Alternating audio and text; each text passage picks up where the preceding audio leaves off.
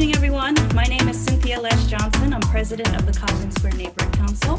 I'm so happy to see all of your faces this evening. We have a very full agenda, so I want to get right to it so we can start on time and end on time. Here at the Codman Square Neighborhood Council meetings, the virtual Zoom meetings are recorded and then posted on our YouTube channel after the fact. So just be mindful that these meetings are recorded. I will now hand it off to Sergeant Dunford to give us the C11 police report. Hi guys, is Mike Keeney around? I think he had the reports ready. Yes, sir, I'm here. Hi, Mike. Take it away. Hi, everybody. How are you? I am salubrious. Thank you for asking. I hope you can hear me. Yes, loud and clear. Okay, I'm going to be as brief as I think I've ever been. I just have an update, basically. The vast majority of the reports on District 11 and up in Codman Square, and there's very few, either had to do with like hit and runs or domestic violence incidents. Things have been pretty good. The only update was the shooting of the young lady up in Four Corners, and the result of that was an arrest of a 17-year-old neighborhood teenager who's been charged in her murder. Other than that, the only thing that I had of any consequence was on the 28th when a gentleman on Moultrie Street, 43 Moultrie Street, was doing a little bit of yard work, and he found an intact bullet lying on his lawn. Lord knows how long that's been there. But other than that, that's all I had. I had one robbery, but again, that was domestic violence related, where an old boyfriend took some money off an ex-girlfriend on Melville Ave. Other than that, that's what I have for you. Thank you, Officer Keeney. Do we have any questions for C11?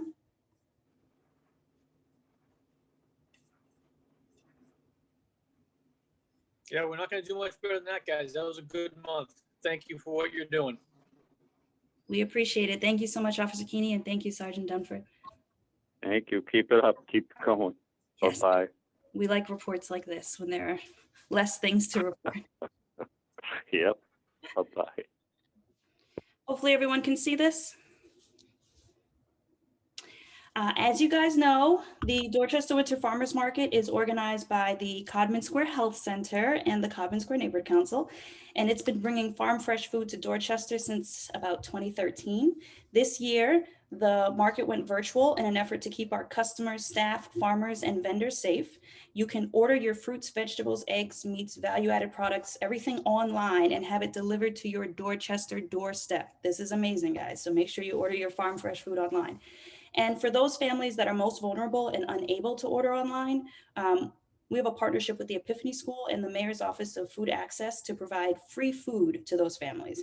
So visit the DorchesterWinterFarmersMarket.org to learn more. And I'll also show you that this effort was featured in the Dorchester Reporter recently. And this article talks about the partnership we have with Mass Farmers Market and the kiosk that's been installed at the Epiphany School right next to Shawmut Station to assist with safe food distribution for this effort. So this is super exciting. Spread the word, visit DorchesterWinterFarmersMarket.org. And if you have any questions about the winter market, just let us know. It's going really well. And I really want to thank the Health Center and the Neighborhood Council for keeping this going year after year after year. And I'll now, if there are no questions about the Dorchester Winter Farmers Market, I'll hand it off to Keshler to give us some exciting news. Hi everyone, I'm Keshler Sanon, and I just wanted to let everyone know that the Codman Square Park was awarded $150,000 in CPA funds. So I just wanted to thank everyone for the support and helping to make this park grow and eventually become something a lot better. So. Thanks, Keshler. For those of you that are not aware, the Codman Square Park sits at the corner of Washington Street and Talbot Ave. The Neighborhood Council has been leading an effort with the Friends of the Park for a number of years. It started off as just visioning sessions, but it's evolved into actually securing funds to do a full-scale capital improvement here. To date, we've secured $640,000 in the city's capital budget plan. And as Keshler shared, we secured $150,000 in CPA funds. So we are well on our way to securing the funds we need for phase 1 of the Codman Square Park. Phase 1 focuses on the city parcel here. Phase 2 focuses on the church, second church parcel there. In total, this project is going to cost $1.7 million. But once all the funds are secured, it will really transform this space. I'll also add that the Codman Square Health Center receives CPA funds this round for the Great Hall, and the Second Church receives CPA funds for its steeple. So with all of that coming into Codman Square, I'm just really excited for this centrally located space. It's really going to be transformed. So great work, everyone. And thank you, Keshler. Any questions for Keshler? No? Perfect. A quiet group tonight. We could just keep moving right along. With that, we're going to move right into our first big presentation. As you all know, COVID-19 has hit our community hard, and we're so grateful for the Codman Square Health Center and its leadership with not just testing for the virus, but now also providing the vaccine. And tonight, we have the privilege of having the CEO of the health center, Sandra Cotterell, is here herself to share more about the health center's role with providing the vaccine. Sandra, are you on? I am. Thank you, Cynthia. It's good to hear your voice, and it's good to join you guys this evening. We have been really working hard since COVID has hit us. You might miss the tent out in front of the health center, which was where we were originally doing testing. We have moved our testing to the Russell Reed Auditorium on 70 Talbot Ave. And we realized in order to distribute a lot of vaccine to our patients in our community that we really wanted to stand up a site where we could do more community vaccinations. So we soon transformed the Russell site not only into testing, but also a community vaccine site. And we've been administering vaccine at that location for the last couple of weeks. We've done this in partnership with Boston Medical Center, as well as other health centers in the Dorchester, Mattapan community. We are following the state's guidelines in terms of eligibility. So early on, we were reaching out and scheduling appointments at the health center for our seniors. And now we are moving into the group that is 65 to 74, or those with two comorbidities or certain medical conditions. And as of today, they've announced that teachers are now eligible. So as you all know, we have a school on our campus. We have relationships with so many schools in our community, and we'll be partnering with, I'm sure, not only Codman Academy, but there's Tech Boston, there's the Epiphany, to make sure that their teachers are feeling supported and getting vaccinated as they return back to school. Cynthia does have a flyer, and I'm loving seeing your faces, so she doesn't have to feel like she has to share the screen, but I'm sure she'll put this on the website. It talks to the testing hours for COVID-19, and we will continue to test in our neighborhood, but also it speaks to, if you're interested in getting ready or eligible for the vaccine, it also speaks to how you can schedule an appointment for the vaccine. I will say that if you are a patient of the health center, we are contacting our patients directly. So if you are a patient that fall into the eligibility category, we are actively outreaching to you. We are calling you. If we miss you, we will call you back because we're aggressively looking to schedule you directly into slots that are available. If you're not a patient of the health center, but you're a community resident or just interested in getting the vaccine, again, you can call the health center at the 822-8271 number, and someone will help you with determining your eligibility status and scheduling an appointment. You can also book directly through Boston Medical Center. and there's a link that you can click on to. And you can also, if you are not quite eligible, but know that when you're eligible that you want the vaccine, BMC has created a vaccine sheet so that they will reach out to you when your eligibility time is. I see a couple of people from the health center on the Zoom, and many of us have taken the vaccine. I mean, it's the beginning to, you know, move us back to in some state of return to normal. I will say for me, it's been really heartfelt to see our seniors walking in, and even those 65 and plus, and talking about how they miss their grandkids. They've been isolated, they miss their friends. So many of them are walking in and so thankful that they have the opportunity to get the vaccine. I do realize that when we get down to some of the younger ages, that there may be hesitancy. People are, you know, very much concerned around the administration that, you know, was involved in preparing the vaccine, how quick it's rolled out. So a lot of unknowns, but the health center and working with BMC, Boston Public Health Commission, and so many others will continue to do outreach and education. I think further down, you see posters of Codman staff. These are our providers, our nursing staff, our medical assistants that have taken it, and they're encouraging everybody to take it with them. I feel like Dr. Tobier, who works in urgent care, is like, if you don't take it, I'm coming after you, with his stern look.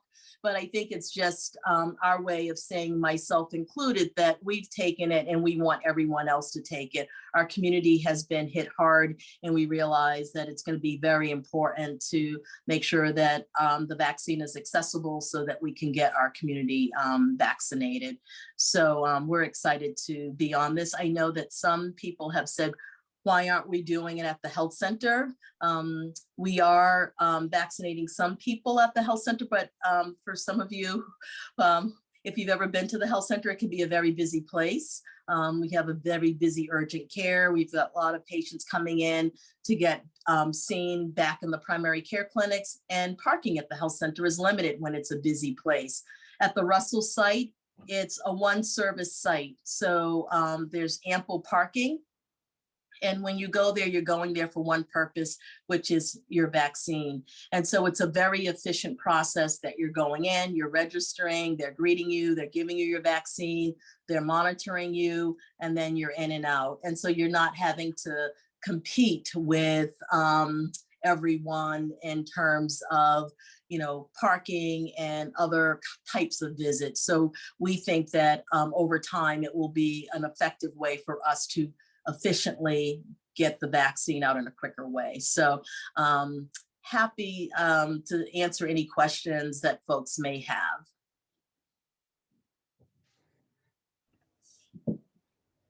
Sandra, I really want to thank you for being on with us this evening. It's not every day you have the CEO of the health center at our community meeting. I've heard from a couple of people that have had the vaccine at the Russell Auditorium with the health center that it's been a smooth process, organized, quick. People feel safe because the health center is providing it and they trust the health center. So I really want to thank you for your leadership and your willingness to just, you know, keep us connected with this resource and making sure that our community members are being taken care of in this way. Does anyone have any questions or comments for Sandra? I see something from Gail. I'm not sure which Gail Lattimore in the chat room. Mm-hmm. Yes, hi, Sandra. And Hi, Gail. how you doing? Good, how are you? Well, I echo Cynthia's thanks. The health center has always been a stellar leader, and you in particular. So thanks for all you do for the community. I wondered how many vaccines the health center has, administered to date. So to date, we have administered over 800 vaccines to eligible patients. We were looking at the statistics today. So if you look at that group that's eligible. That's about 28% vaccination rate. So when I compare ourselves to others, we're fair high up there. We recognize that we still have a lot of vaccine to put in arms, and the health center has been fortunate to be part of a federal vaccine cohort. So some of you may know that a lot of our vaccine comes from the state, and the state pushes it to the hospitals and health centers. We are part of a pilot with the federal government where we will be getting vaccine directly. So directly from the federal government. So in addition to the state supply that comes into the state, we'll be getting a federal supply. And we're hoping that with that federal supply directly to the health center, that we'll have higher volume of vaccine, and we'll be able to get more vaccine in arms. The Russell site right now is vaccinating about 100 to 200 a day. At full capacity, it will have the ability to do 1,000 vaccine a day with the supply. So we are really, in fact, I was on a call today, have another call tomorrow. We are quickly looking at ramping this up, because as they open up the different eligibility categories, the demand, and I was just watching the news a few minutes ago, and they were saying now that people are due for their second doses. Those that want first doses are waiting a little because the second doses are due. And so we are really looking at developing all kinds of strategies to get as much vaccine to the Dorchester community as possible, but also making sure that we ramp up to that 1,000, because we realize if we can do 1,000 a day, you can imagine how much quicker we can vaccinate our community. Well, also, Sandra, I just want to say thank you. I'm a part of the initiatives of the Boston Black COVID-19 Coalition and 3 other groups. And what they're doing is God sent. I mean, I can't tell you how important in the work and how we appreciate the work that you're doing. People don't understand, a lot of people don't understand that there's been a tremendous amount of hesitancy with people of color taking the vaccine. And under your leadership, you're one of our truth tellers, being able to break down some of those barriers and make people, so I just say kudos, and I think it's wonderful, and it's a true blessing. So, you know, keep on doing what you're doing, and whatever I can do to be helpful, please let me know. Well, I will tell you, all the kind words and the love I'm feeling makes me feel good and keeps me fighting that fight, because it is a journey, and there are days that you're like, oh my goodness, but you know, knowing that people value and want it, and that the work that the health center is doing means so much for the community is what keeps us going every day. So I appreciate getting the feedback and feeling the love here tonight. So thank you. Thank you so much, Sandra. And we will spread the word. And we're so grateful for you. Oh, well, thank you. Keeping in line with the theme of the COVID-19 vaccine, tonight we have Dr. Kuczmarski from the Brigham and Women's Hospital to discuss the particulars of the vaccine and answer any questions we may want to ask a healthcare professional. So I will hand it off. Yeah, thank you so much, Cynthia. And so exciting to hear about all the progress that you're making, Sandra. Really exciting. And thank you so much for being here and sharing that information. So hi, everyone. My name's Thomas. I'm a resident doctor at Brigham and Women's Hospital. And I thought I would just spend a few minutes to talk about some of the details about the vaccines, and then provide an opportunity for any of you all to answer any questions that you might have about it, if that's okay. So first, just to kind of talk about the vaccines. Obviously, they're in the news quite a bit, and it's a rapidly evolving process. So there's 3 vaccines now. There's the Pfizer vaccine, the Moderna vaccine, and then the sort of late breaking vaccine is the Johnson & Johnson. And I think all the vaccines have been shown to be super effective. Anywhere from 70% to as high as 95%, which is pretty outstanding. As far as vaccines go, it doesn't get much better than that. So, if you're trying to get a vaccine, I would, not try to get too caught up in the weeds of, oh, should I go for this one or that one? But just, I think really any vaccine will make a big difference. So I thought I'd take just a minute to talk about sort of how vaccines work.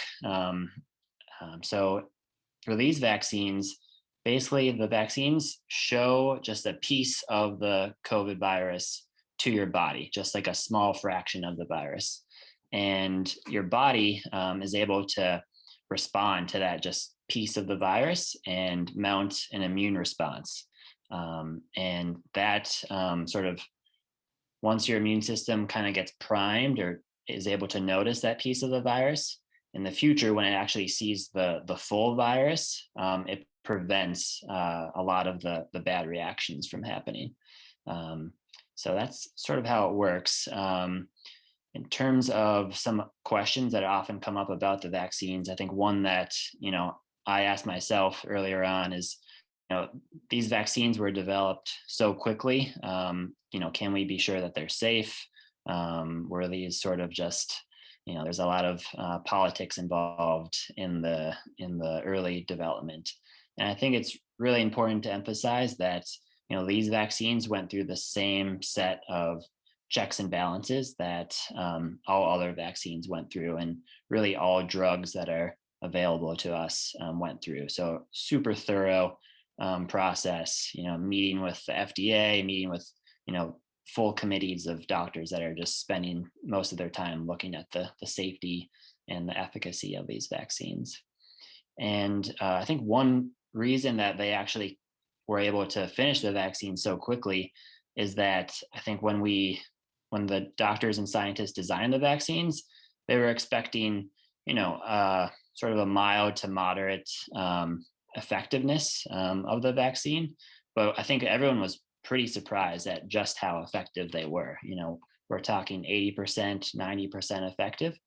And because they were so effective, I think that actually helped, finish the clinical trials that were assessing the vaccines earlier rather than later. And then some people have questions about the safety of the vaccine. So is it safe to get?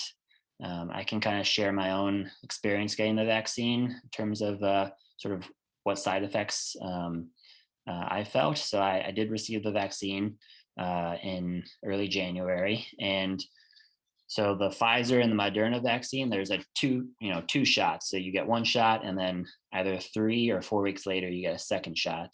The Johnson & Johnson vaccine is just a single shot. So I got the Pfizer vaccine. After the first shot, I had a sore shoulder, kind of, not that much different than getting the flu vaccine or other shots. For a day or so, your arm is sore. And then after the second vaccine, the second shot, I had, again, pretty sore shoulder for a day or two. And then I had some fatigue for about 12 hours or so. And I think it's fairly common for many people to have fatigue, some muscle aches, maybe even some chills or a low-grade fever. But all of the side effects of the vaccine are very temporary. So they only last for a day or two. And I think it's important to compare some of those side effects with the symptoms of an actual COVID infection, which can be, much more severe, days or weeks or even longer of fevers and cough and feeling short of breath. So I think overall, the side effects of the vaccine are relatively small compared to the COVID infection. And then the last thing I'd share, and then I'd open up to questions for you all, is that the data that assessed the vaccines, they showed that the vaccines were really good at preventing you from getting sick. So prevented you from going to the hospital because you had a really severe COVID infection. We still don't know yet if once you get the vaccine, if that prevents you from spreading COVID to other people who have not yet had the vaccine. I think many people are hopeful that the vaccines will show that they prevent transmission of the virus, but I think it's going to take a little bit more time to figure that out. Because of that, it's super important to keep wearing masks, keep practicing the really good social distancing, trying to spend time outdoors if you're going to be with other people, to try to prevent, sort of a resurgence of the virus. So thank you again for, letting me talk to you all and be part of your community. And I'd love to answer any questions that you might have.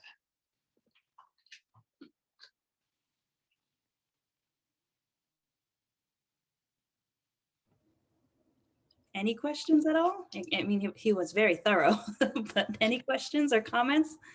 It's my it on him. I have a question. How effective is the any of these vaccines against these more recent strands? That is a fantastic question. I think there's some early data that's showing some of the vaccines are good at preventing some of these variants. There's variants kind of coming up all over, South Africa and Brazil. I think it's a little bit too early to tell how effective they're going to be. I think we're all very hopeful, but I think that's one more reason to, keep wearing masks and keep trying to socially distance as much as you can, because these variants, might continue to be present in the community. So. Thomas, I think I see questions in the chat. Okay, let me see.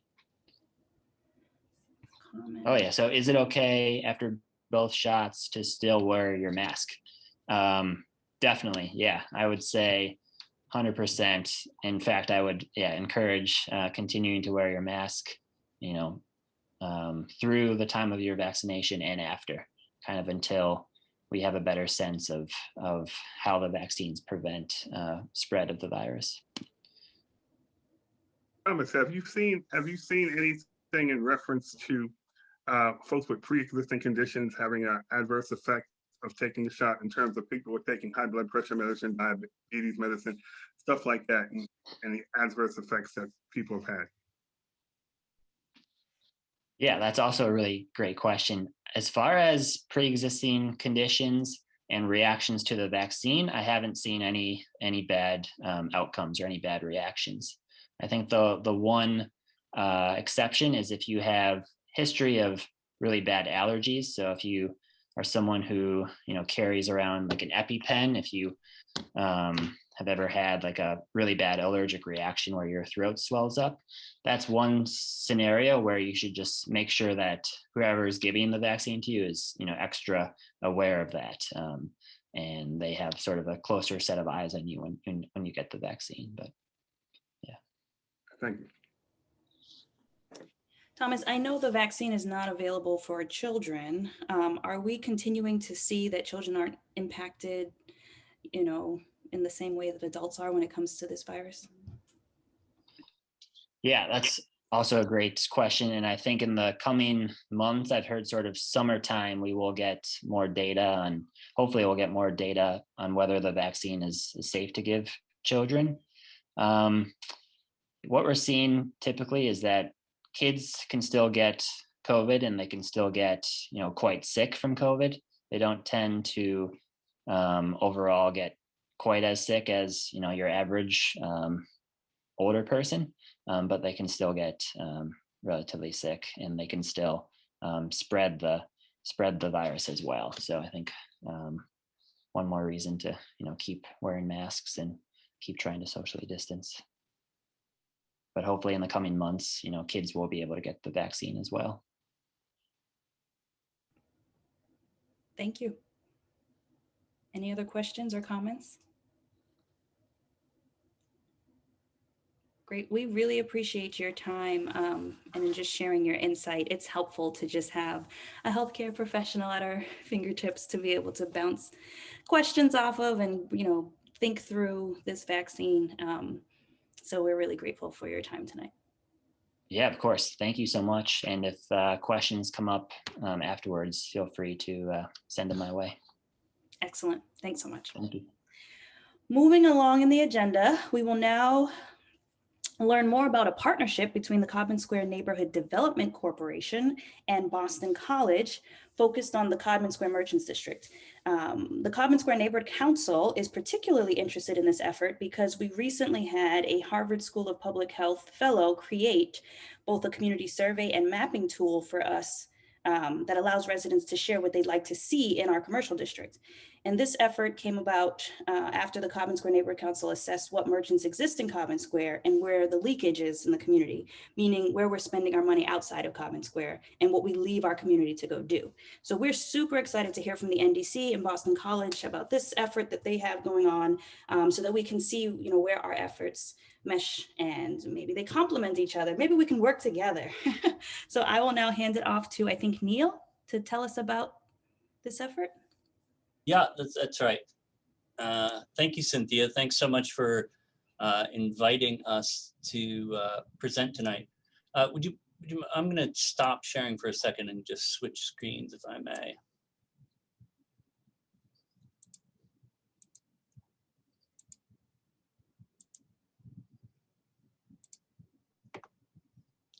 Can everyone see that? Yes. Great, great. Well, thank you again. This has been a great opportunity to work with Codman Square, and we're very fortunate to be receiving a small grant from the Sasaki Foundation to work together over a year. And we have 2 semesters worth of students that are working on this project. And it really breaks down into a few different parts. First, doing a demographic analysis and a market analysis of Codman Square and some of the outlying areas around the business district. Then doing some qualitative interviews with business owners, and then a resident survey, which has recently been sent out to 600 residents of Codman Square. We tried to focus on addresses that were within 1 mile of the business district.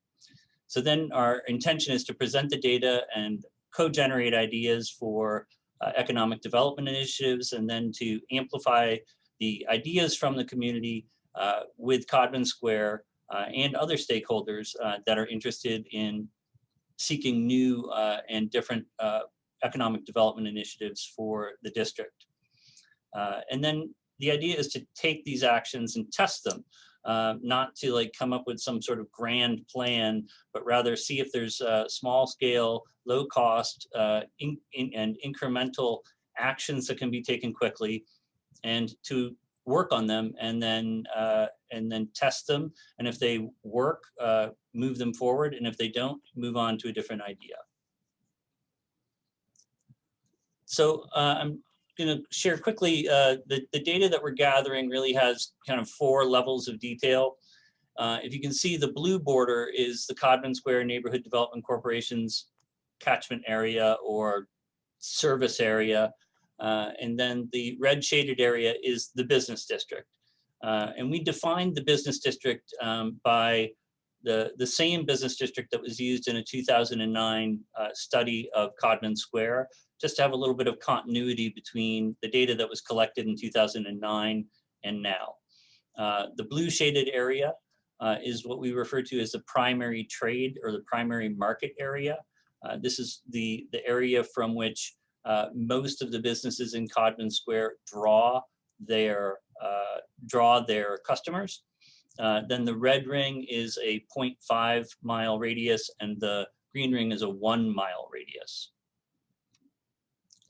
So just quickly, some of the things that we've noticed as we're looking at the difference in demographics from these 4 different levels of geographies is the business district itself, while small in geographic area, has a couple of distinct changes, or over time, we've seen some percentage changes that are different from the primary trade area and the areas around the district.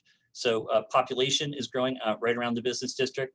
The number of household owners is going up at a higher rate than the surrounding area. and the median income and the average income is actually larger than the areas around the district. So I just highlight these because these are some of the differences that we're looking for to see if there's any trends that are that we want to follow up on or that we want to take advantage of. Also, in terms of race, we've noticed some changes from 2010 to 2020. White households, Black households are going down incrementally. Asian households are going down incrementally. Hispanic households are increasing. And those who identify as multiple races, one or more race or multiple races, is also increasing.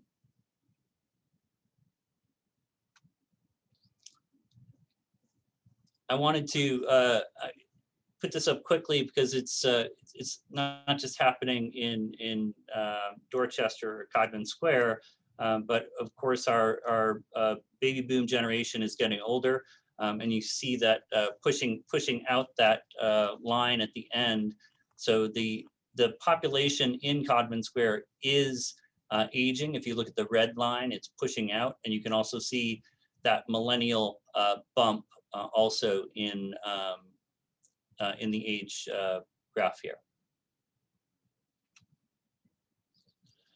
So income, what I wanted to point out here is that there's a big difference between the Codman Square primary trade area, which has about 50% of all the income is below $50,000.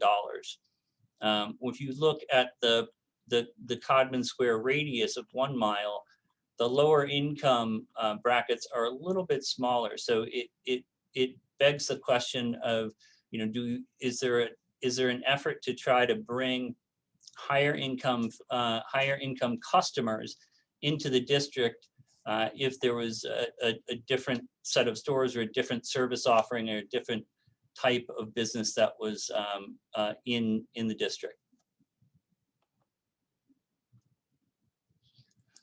So the data that we're using here is drawn from a company called Esri. And Esri uses something called tapestry segmentation of the market. They break the world down into 67 different market segments. And when we were looking through this for the Codman Square area, the one thing that jumped out at us is that this group called City Strivers actually bumped up by 8% over the 10 years. So then the question is, why is that important, or does it make sense, and what do we do with it? So if we look at City Strivers, we see that they're income earners. It makes sense when you see the description of them. Very optimistic. They're health service workers, protective service workers. In general, they are renters. Their style and image is important to the people in this category. They like great brands. They like good technology. They are influenced by friends' purchasing decisions, and they likewise like to influence purchasing decisions. So these are people that want to have quality products at their disposal. And so it's good to know that as we're trying to look at what types of businesses would be successful in the business district. So when we're looking at, when we talk about the word leakage, we say leakage, and it is it's within an area. There's demand that exceeds supply. So it's an indicator of where you're not able to get certain products and services within a place. If you look at all the lines that are pushing over into the right in leakage, within that category, if you see a line going all the way over to the right, it means that practically none of that particular product is available within the trade area that we're representing here. So there's a surplus in only a few categories here. So what do we do with this information? First of all, we can see that at scale, if you look down to the bottom of the slide, retail sales in the primary trade area are at about $50 million. There's a total retail potential in this area of $154 million. So nearly $100 million in business is moving, household buying power is moving outside of the district to purchase those items. So it just is a matter of scale for what sorts of potential there is for new business. Now, the way you can use this is then going a level deeper and saying which of these categories is represented in the district, which is not, and which businesses may not be successful because of certain trends. For instance, people predominantly are buying clothing online now, as opposed to going and shopping somewhere, or maybe they're buying books at Amazon rather than going to a bookstore. Then that's a category that you probably wouldn't want to pursue or try to attract a business.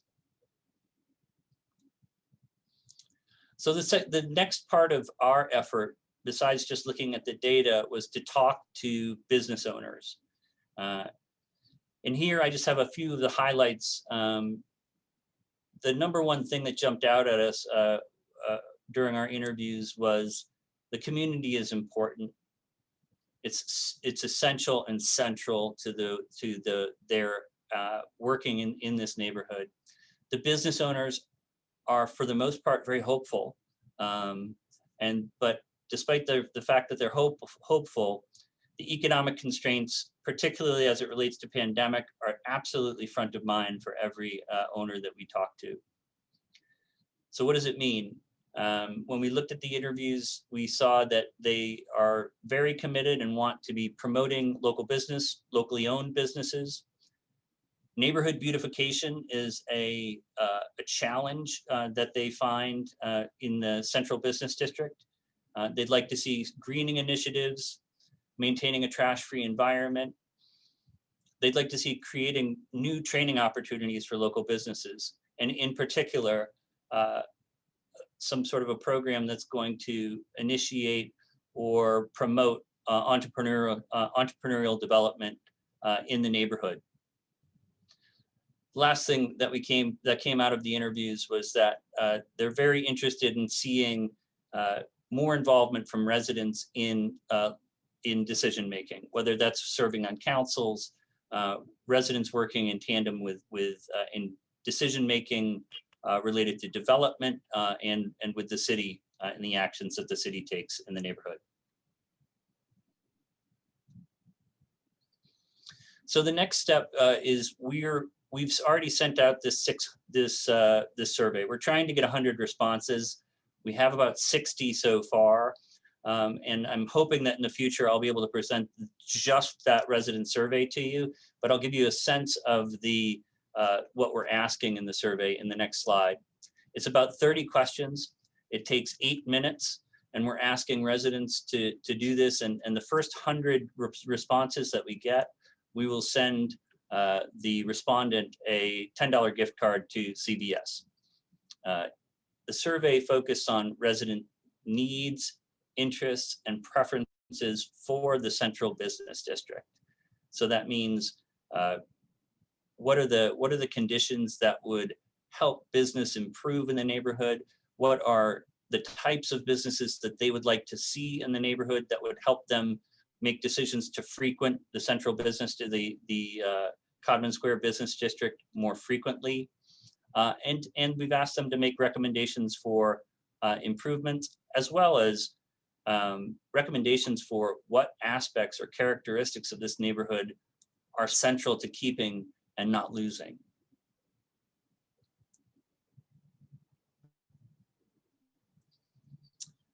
So this is just one of the questions that we ask. Where do you most often shop for the following services? And you look on the right, sit-down restaurants, clothing, all the way down the line. And from every response, we get an idea of where people are going, whether it's in the city or going outside of the region, to make that purchase. So here you can see the things that people are buying in Codman Square: daily food shopping, which is great. Tailors, dry cleaning, copying, printing, shopping, UPS, FedEx, post office. So making probably that's the post office, and hair salons, right? So those are the things that are most actively frequent and which are available in Codman. So where do you shop most frequently for these services? And in this instance, they've indicated they shop for these items at another place, another neighborhood in Boston. And you can see sit-down restaurants, breakfast restaurants, doctors and dentists. They're going to more frequently outside of the district. Liquor store. I know that there was a liquor store lost not too long ago. There's no weight placed on these in terms of we're not encouraging people one way or another way. We're just trying to objectively provide people the opportunity to say where they go. Later on in the survey, we actually say what items or services or products do you want to see in the neighborhood, and which would you prefer not to see. So just as an example, we provide people the opportunity to say we would not like to see a liquor store or a cannabis shop or even on the positive side on a bookstore or a hobby shop, right? So we provide them the opportunity to provide both the positive as well as the negative response, so we can look at what the balance is on those issues. It's also important for us to know what things are people really doing online. And so here we've asked for categories in which they're focusing entirely their purchasing online, right? So collectively, we're hoping that we're going to be able to provide good insight to Codman Square, as well as different neighborhood groups as to what the priorities of the neighborhood are objectively, and then report back to them and get ideas for how we can encourage that positive change that they see. So the next steps are for us to get feedback and direct. The question we're trying to answer is, what is a healthy mix of retail and small business for the neighborhood, and how do we achieve it? And then provide the tools to the stakeholders who will in turn turn that information into action. So just as a quick closing point, one of the more poignant messages that we had from the business owners that we talked to was about community. And she said, being a business owner in this community, to see an organization like Codman Square checking in on you and making sure that even during COVID, that you're okay. How's business doing? It says a lot about the community and the people who are working in the community. It's about the care and the spirit. And so I think this very much characterizes the business owners that are there and the initiative that they'd like to take to strengthen the business community in the Codman Square Business District. So with that, I'd like to say thank you very much for the time and let you know that we are available at any time. If there's a group that you'd like us to connect with about this project, we'd be pleased to talk with them. And I hope to be able to have the greater detail on the full resident survey. Hopefully in a couple weeks, we should have all the data from that survey complete. Cynthia, any questions? Thank you so much. That was very informative. Do we have any questions for Neil? There were some comments in the chat. Oh, I have a question. Can we still get a survey if we didn't receive one, if we're in the catchment area? Would it be possible? Absolutely. I would if I can, I'd like to email the link to Cynthia, but I'd like to wait until Monday because I have to, I want to double check the technology to make sure that everything's working okay. Is that okay, Thank Amy? you. Yes, thank you so much. Cynthia, may I forward it to you to forward to people on this call? Yes. Neil, you're looking for folks in the 02124 zip code, correct? Yes, predominantly, yeah. For everyone on the call, when this meeting is posted in our YouTube channel, then the link will be there for you to take the survey. I think Brianna had a couple of comments. I don't know if she's still on. But Neil, you may want to just take a look at her comment. Brianna, do you ask what form of transportation they usually use as well? It seems connected. Actually, Brianna, I don't believe we do in this, in the resident survey. The resident survey was really focused on kind of the purchasing side of households, like where are you buying, what do you want to buy? But I understand that what you're saying, the decision to shop in certain areas is definitely constrained by transportation sometimes. Poor Brianna shared that her wisdom teeth were pulled. So that's I'm sorry? Brianna shared that her wisdom teeth were pulled. That's why she couldn't ask her question. This is very helpful. I think it definitely complements the effort of the Codman Square Neighborhood Council. So we would love to work with you guys more and just sharing what we've done. We actually did a full assessment of what's available in the Codman Square community. And so we could see real time how much fast food is in our neighborhood, how many tobacco permits are being distributed in our community, how many liquor licenses are in our neighborhood, the fact that there's no place to sit down and have a meal with your family. And then we presented all this information to the community. It was like a 1 mile radius of what exists.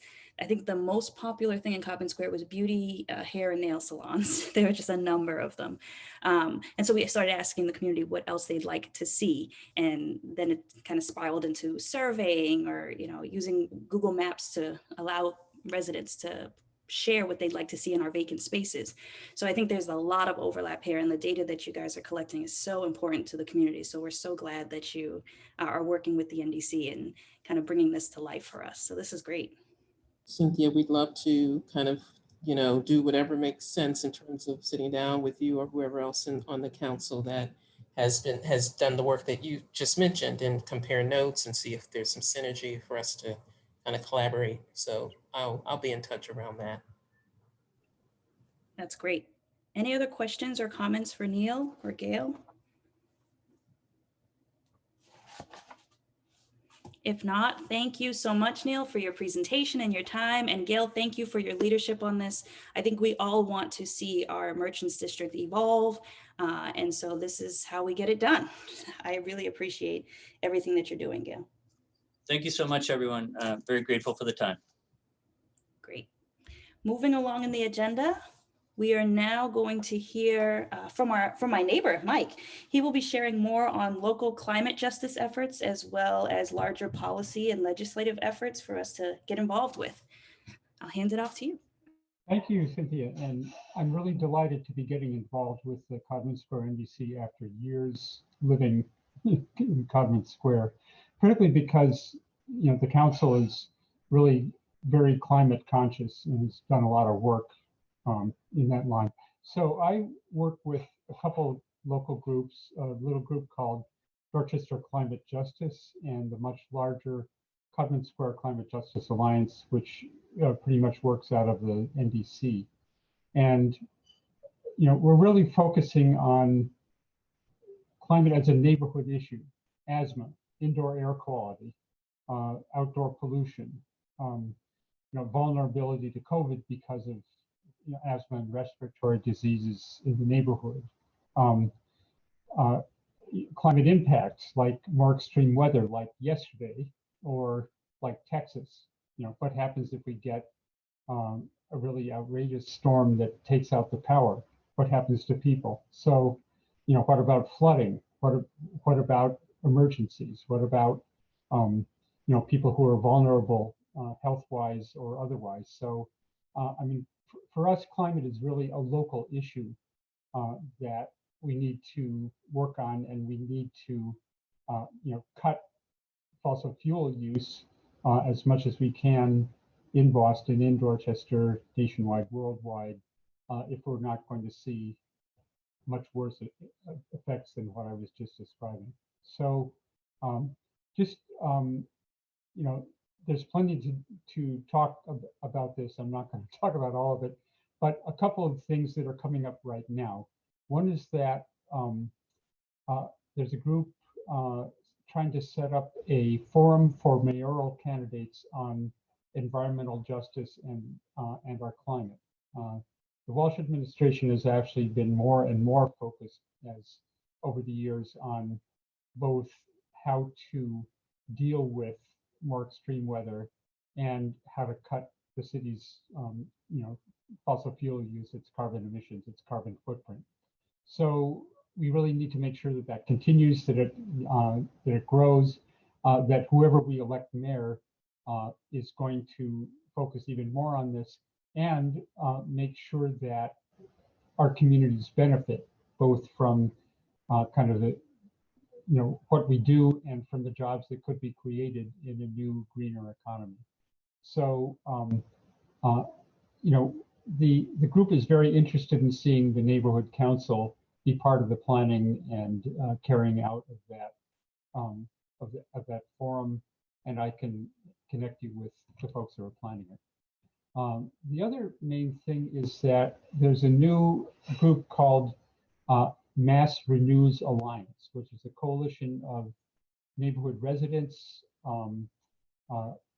community groups in places like Chelsea and East Boston that are really very vulnerable to climate, labor unions, because they're interested in the jobs that could be created, and they want to make sure that those are good jobs with benefits, worker protections, safety.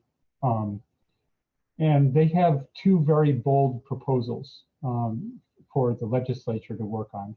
One is called the Housing Justice with Jobs Act. This is a proposal to weatherize 1 million homes across Massachusetts, 100,000 a year over the next 10 years, to make them very efficient so your heating bills go down, your energy bills go down, healthier because efficient homes are healthy homes because the air quality is better, mainly, and to create good jobs.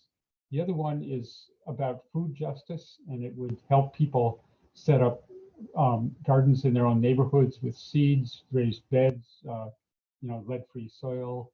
It would help set up urban farms where neighborhood people want them, and it would help lower income folks afford all of this, better local food by giving you a discount at farmers markets and other sources of, places where local farms sell. I will just post a link on the chat for people who want to know more about that alliance and what they're proposing.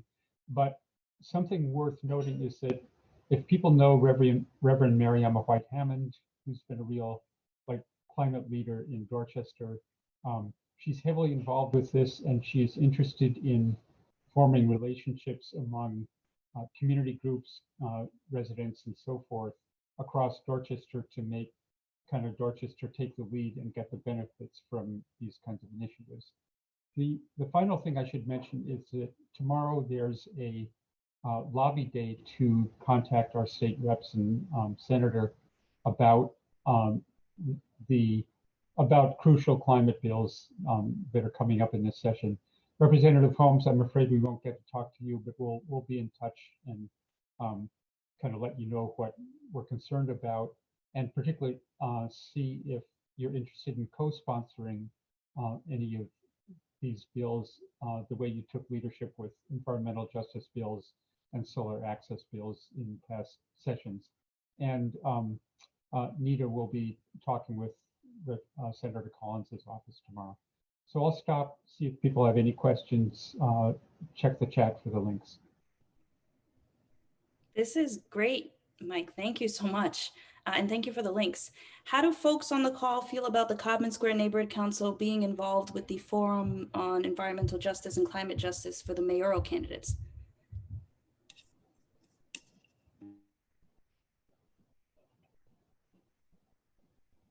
I think it's a great idea. Oh, people in the chat are saying they agree, Mike. I think you're going to sign us up. Cool. Okay. Cynthia, I'll send you the link to get connected. Great. Any questions or comments for everything that was just shared? Hey, Mike, I don't think that second link is working. You might want to check it. Okay. I'll find a way to send it around. That's a drag. But anyway, let me put my my contact info in if people are interested in participating tomorrow. Thank you so much. Other comments or questions? This is great. Okay, before I hand it off to State Representative Russell Holmes, is there anyone on the call representing an elected official's office that would like to share any updates or announcements? Yes, this is Nita Holder. Hi, everyone from Senator Nick Collins' office. I would like to share an update. So this Friday, March 5th, Senator Collins in our office will be hosting a community conversation around vaccination access in the community. And that will be at 12 p.m. We're going to have guests from Boston Medical Center, as well as Codman Square Community Health Center, and residents can have a chance to ask questions, and it's going to be time for Q&A, and we will be providing the latest information around vaccinations in the community. As we all know, our community is not getting access as other communities are, so that also will be discussed. And I will drop the link in the chat. Thanks. That's great. Thank you. And tell the senator we said hi. Yeah. Any questions? Okay, great. Anyone else? Hi, everyone. Good night. CJ Jean Lewis here on behalf of Dustin and Councilor Campbell. I'm a community liaison. I usually work every civic east of Washington Street and south of Bowdoin, Geneva, except for Codman Square and a couple of others. A couple announcements for everyone tonight. We will be having a COVID-19 healing community meeting on March 20th, and it's called Open Hearts to Heal. It's a memorial for those we've lost. So I invite you guys to all please join. It'll be in conjunction with the Black Boston COVID Coalition, as well as the Louis D. Brown Peace Institute. And again, that's on Saturday, March 20th at 1 p.m. I know there was an email that was sent out, and please look forward to that. If anyone is looking to or interested in being a part of it, I'll put my information into the chat, and please feel free to connect with me via email. We had a hearing on the 2nd that was around implementing police accountability measures. Unfortunately, BPD failed to show up to the meeting. Because of that, Councilor Campbell issued out a 17F, which is pretty much a request for some information that the council as well as the mayor has to sign off on. So I'll keep you guys posted on where that goes. On the 4th, which today, we had a text amendment to the Boston zoning code relative to affordable housing and job training exactions. So if anyone would like to link to that, please let me know. And that's all I have for you guys today. Hey, CJ. Hey, Rep. Holmes. Can you, I think it's a little stronger. The council might want to say, didn't she subpoena some folks out of this not coming in yesterday? Yeah, that was the 17F. What I mean is I'm trying to help you because they don't know what that means. What does a 17F mean? Oh, thank you.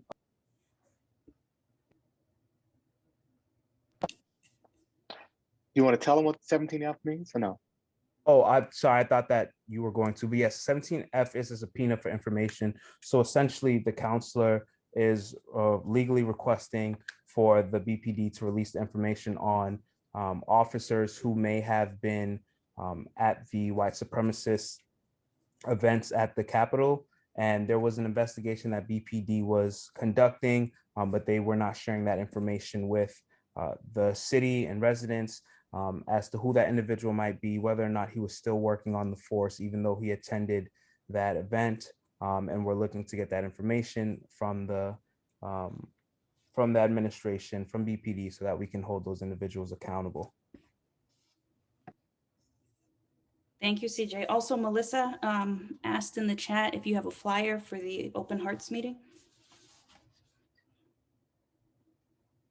Sorry again, CJ. Any update on, want to talk about the March 8th meeting for the, I don't want to get into it, for the taxes, your real estate taxes, isn't that March 8th? Yes, that is on March 8th. I haven't followed that too closely. I know that it's going to be a working session for our seniors specifically, and long-term residents who have been dealing with COVID-19 and the raise of taxes. That was put on to the docket by Councillor Flynn, and it should be a conversation really just addressing what options our seniors have for those tax raises, and also what options other residents have, but really just seeing how we can support our residents during this time.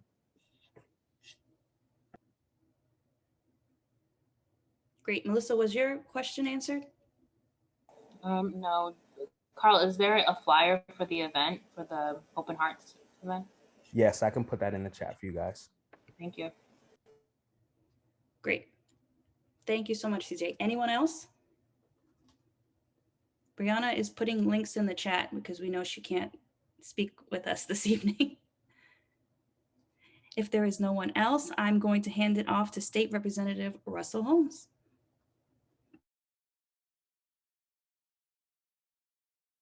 Thank you. Good evening, everyone. I'm gonna do what gets me in trouble when I'm in person. Are there any questions before I get started? Because like last month again and month before, I go right into it and basically get cut off. And she says, "Be quiet, Rep. Holmes." So, is there something I can answer before we get started? Will you be getting cannabis updates this evening? Cannabis update from the two places. Yep. Maybe. So the cannabis update from the two places is simply, two places have obviously been authorized. I have told them as they continue to go through the process, I think it's very important for them to come to Common Square. They both have agreed to that. And, you know, my experience so far with the cannabis establishments have been, they get authorized by the city, but you're still a year and a half away by the time they get through the state process, get the building built out. So yes, you were unhappy about what happened at the city level, but they are still a long way away from showing up. And so I would say you're probably at least 6 months before they show up here to start to talk about what they're intended on doing, because they still have a lot more approvals. And in your experience, once approved at the city level, they're usually fast tracked through the state process? I wouldn't call it fast track. I would call, you know, they go up and they don't get it. As the only people I've seen like fast track have been people who felt like they had been trying to go up there for 9 months and finally just, you know, threw up their arms and they got it done that day because they, you know, they embarrassed the city council, embarrassed the Cannabis Commission, and they got it done the next month. But no, I think quite honestly, we're probably a year from the approval at the city level before it gets to a place where they're probably coming back to you to really talk to you about getting something done. Thank you. Can I ask a quick question? Of course, that's why I would love if you guys ask me first, because you know I have 8 things on a sheet of paper, and probably one of them I could probably fill the rest of my time. On the commission level, in reference to the dispensaries, is there any recourse that we could, as a community, in terms of if we're not in agreement with having these dispensaries here, is there any recourse that we can mount so that the commission can hear our concerns and our disappointments? Meaning the commission at the state level? Yes. Oh, absolutely. You can go to the commission and voice your opinion at the state level. So the commission obviously leans heavily on what the city had said, but there's an open hearing. They're going to have to go in front of the commission and testify. And of course, you can testify at the same time. You can just drop me an email and I can get you connected with the cannabis folks to figure out how you guys testify. I've actually never had anyone ask me that question, so I'm glad you asked, but it is an open hearing where people can testify. If anyone on the call is not familiar with the cannabis situation, we have two applicants, one at 571B Washington Street and one at 533 Washington Street. They're probably almost 400 feet from each other. So if both are approved at the city and state level, which they've been approved at the city level, and so now we're moving on to the state level, then we will have two cannabis dispensaries on Washington Street within 400 feet from each other. And can I just say, both of them thought that there was going to only be one. And so we entered this conversation believing that the city regulation or the city ordinance that said, hey, we're going to try to keep all of these cannabis locations a half a mile away from each other. We thought that was going to be the process. And so then, of course, you had the East Boston thing happen where there was two cannabis shops given out over there. And people were like, well, how does that happen?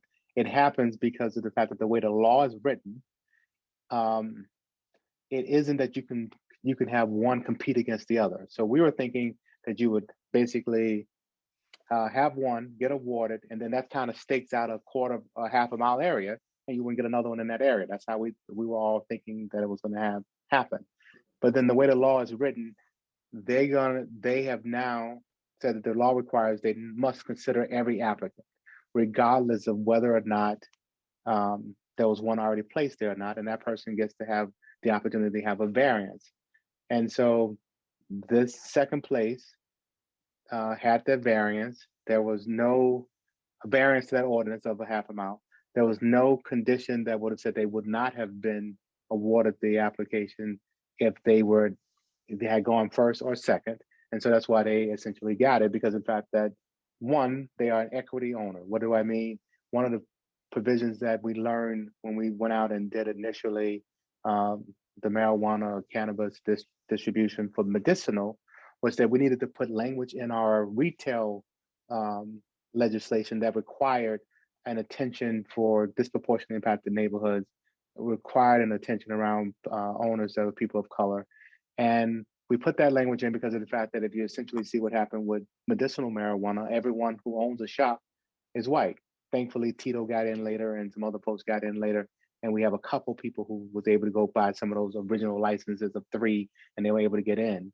But here, these two candidates of color. And so as the city is trying to figure out how do we make sure that we have a balance of people of color as owning these licenses, equity owners, that's why it became this, do we want to have all this language in around candidates of color getting opportunities and now turn down a candidate of color? And so the other thing that happened is obviously this is Marty's old district. And I can tell you, Cynthia, myself, others were hounding Marty about, hey, how dare you to allow two cannabis shop in your own old district? And he's like, well, because the community fought so hard to make this a process that was not political, we've set up its own cannabis control commission in the city that is totally agnostic to political pressure. And that's the way we say we want it to be at the state level, because that is the way it is at the state level, quite frankly. I don't involve myself literally at all at the Cannabis Control Commission. I've never even been to a meeting, never even sit through a Zoom. It is totally the way they're doing it. And he says, if you guys did it at the state level, why shouldn't I do it at the city level? And that is totally be hands off and let a commission actually do their job and not bow to political pressure. And because you can guarantee if we were going to force it to commit to political pressure, Marty and I would say, you're not getting it, period. That would have just been it. But you have to understand, Marty and I are two people who voted against and would have been against cannabis, period. And so, that's probably not the right people to be telling people they can't have a cannabis shop, because the reason this thing went to you voters is because people like Marty and I was like, if you bring this to the State House and you're going to try to pass it to the State House through the legislature, we're voting no. And so that's why people went around us and legislation exists. And so we're probably not the right people to tell people yes or no from the beginning, because we were no from the beginning. Sorry for that long explanation, but for those who don't know, that's kind of the background of how we've gotten to where we are. So yes, you can absolutely go to Cannabis Control Commission. Just know that they are running that on their own. It is identical to what you're seeing at the Gaming Commission. It is devoid, quite frankly, of all politics. And that was intentional, and we tried our best to do that. All right, any other questions before I get started? No. Am I out of time already? I mean, I forget. I mean, by the time, I go. All right. So can I start on my stuff or no? We good? Yes, yes. All right.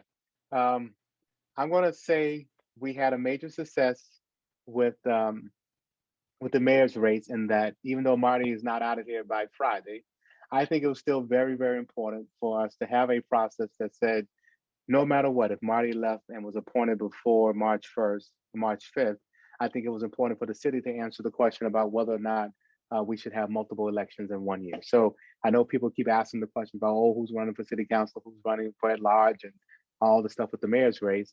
I think I said this last month, but I'm gonna say it again, because I think it's important. People who are asking you guys, oh, come and be with me early because you're my friend and all the other stuff. Every single person in this race is my friend, every single one of them, every single one. But I've said to all of them, look, I think the first step of this is let's stop the special election because it's horrible.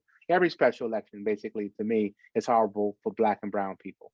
A lot of times we don't even know about them. By the time this race happens, like the speakers, the former speaker who left, his race was yesterday. But special elections go to insiders, go to people who know things, and from my perspective, left out. And that's why I've been putting legislation in for years to say we should never have a special election. All elections should just wait until September, November. So of course, that to me was step one on this case. We did get that legislation through the House and the Senate. Well, to the council, then House and Senate, and the governor passed it and signed it last Friday. Step two is, I believe we as a community, and if you hear from the COVID team, they are part of the folks doing this already. They are coming up with an agenda that says, hey, here's what we believe our community agenda should be. Here are the things that we think are very, very important. And in that, of course, is this thought that there's nowhere in the world you give out $2.1 billion worth of contracts from the city, and Black and brown people only get 1.2% of that. Literally, out of those 5 years, first 5 years that Marty was mayor, Blacks got, I think, right under 9 million. Hispanics got somewhere near around 18 million out of $2.1 billion. And so there's an economic justice piece of that. There's obviously an environmental piece, but then also things such as what do we do about education, and all of that, housing and all transportation should be an agenda. And then we should pick a candidate. It should be stop an election, create an agenda, and then pick a candidate that aligns with an agenda, not pick who you want, then decide whether or not it's good for that person to have a special election or not, and then take their agenda. And that's when we get left out in the cold. So I'm asking all of you guys, all you guys know these people, they're all our friends, they all your friends, get on one of these crew about setting an agenda and get your voice into the agenda, and then go pick a person because we like them all. All right, I'll end right there unless I got another second. I can talk about state budget, but those city stuff, but I'll give people a chance to do their announcements, and just know I have about 4 other things, but I'll wait. You can do one more. Do one more, Ref. Okay. All right. So I'll do the one that I think everyone's been hearing about today, vaccines. I was out over the weekend, of course, with the COVID Black team up at RCC, with CIC and all those folks at that mass vaccination site. I've been out, of course, with Codman Square when we kicked it off with the Attorney General at that site. And as you heard from Sandra, I think they're doing an excellent job. About 100, 125 a day. And I went by afterwards and said, not on the day when all of us are there and all the pictures and the cameras are there, but I just swung by 4 or 5 days later, and they were surprised to see me. And I said, well, I like to see what's happening in the shop when the cameras are not here. And when the cameras were not there, it was running equally as smooth. It really was a really good process. And the thing that is so great about these sites that are in our neighborhoods, at RCC, at Mattapan, at Codman Square, is those partnerships are calling out and reaching out to people. So people ask, well, why is it important when you see in the press the first time all the people in the line were not people from our community and were primarily white people? Well, we're stopping that by saying half of these folks and these vaccinations are dedicated to call outs. And we have lots of people who are now calling out to make sure that we're reaching our neighborhoods. And literally they've hired people up at Roxbury to actually go out and put leaflets on doors and call people and knock on doors and put out flyers, because it is very, very, very important that we get vaccinated as a part of it. So teachers as part of the new system, as you just saw yesterday or today, the governor and I were talking about this Monday when we were up at Morningstar. Obviously the president doing what he did made it a lot easier, but just know please, folks, don't call and go panicking again like we were 2 weeks ago, because the website can't handle all the load. We've done in that, so we added 65 and older and 2 comorbidities, took the list up to 1 million people, vaccinated about a third of those. And then guess what? Do people know how many people go with teachers in the schools? About another 400,000 people. So now we vaccinated 300,000, but guess what? You added now 400,000 back on. So now we're back to this group of people above 1 million. And so, yes, you're not going to get, when you get 150,000 vaccines a week, you're not going to get vaccinated in the first week. So please be patient, everyone. I talked to the governor for a half an hour. He and I went back and forth about the fact that teachers need to get on the list. He was saying, hey, we're putting on the teachers on the list, but what about, and I'll end here, what about the people that are also equally important as essential workers? All of us at grocery stores, every single one of us. Not all of us at schools, but we're out here and grocery store workers are dying. And so now we're going to take, the teachers and put them above the grocery store workers because of political pressure. So that was the fight he and I was having. Like, what about the other folks who are also these essential workers? And his big fight was about grocery stores. And I agree with him.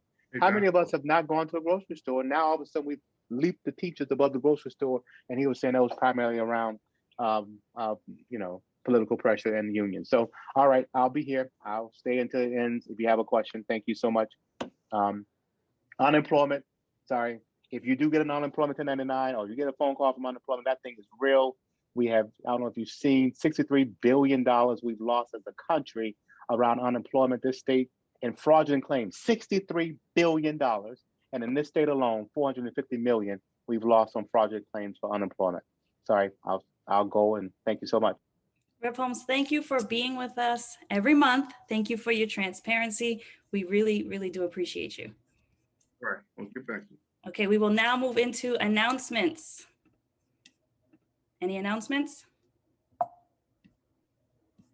Yes, I have one announcement, Cynthia. Go ahead. All right, thank you so much. Good evening, neighbors. My name is Jawan Skeens. I am the youth director for Redefining Our Community Civic Association in Dorchester. Just a few initiatives that we've been working on. One is the Norfolk Street Bridge, calling for renovations to that area, for it has been worn out for a few years, plagued with graffiti. So we're trying to figure out how to best address these issues with our elected officials and our neighbors as we move forward. But in addition to the Norfolk Street Bridge, we are also advocating to establish a life skills training and wellness center at 872 Morton Street in Dorchester. And it's going to be a community-led life skills training and wellness center with the Stephen P. Odom Serenity Garden. As of right now, we do have earned the support of, our 14 neighboring civic associations. And I want to definitely extend a thank you to Cynthia for always, being supportive. But definitely, I wanted to let the neighbors know today that I will be coming back monthly to let everybody know about these updates. And there is a meeting coming up with our elected officials to basically talk about the 872 proposal for the community-led life skills training and wellness center. I would encourage everyone to please stay in touch with Cynthia, for she'll be providing more information around that. If there's any questions, I will put my information inside the chat, but I thank you all for your time and I hope that you all have a great day.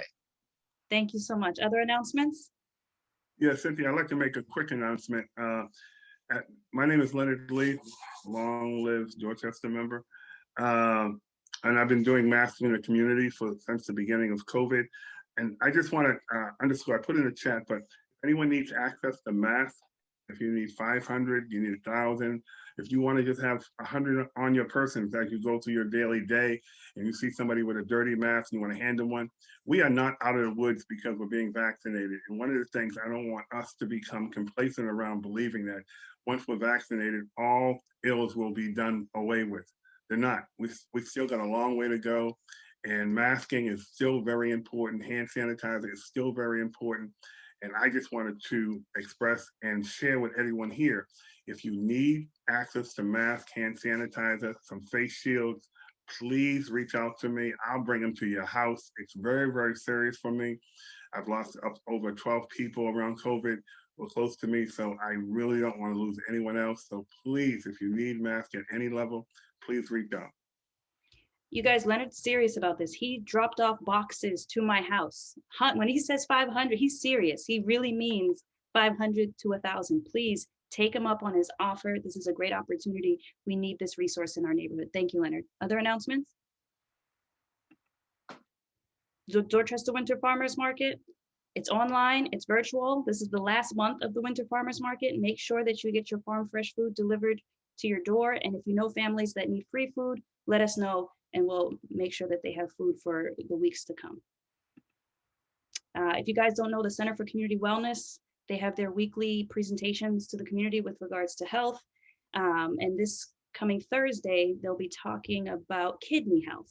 So if you want to take part in that, the information is there. Other announcements? Anyone? I know Shamara was on. I thought Shamara was going to talk about this. Celebrating Women's International Day. We have 2 mayoral candidates. If you guys don't know, Shamara does Boston Got Next, and this will be on Spark radio station. And lastly, our next meeting in April 7th. I'll see you next month, same time, same place. If there's nothing else, I'm going to close. Thank you all. Have a great evening. Stay safe and healthy.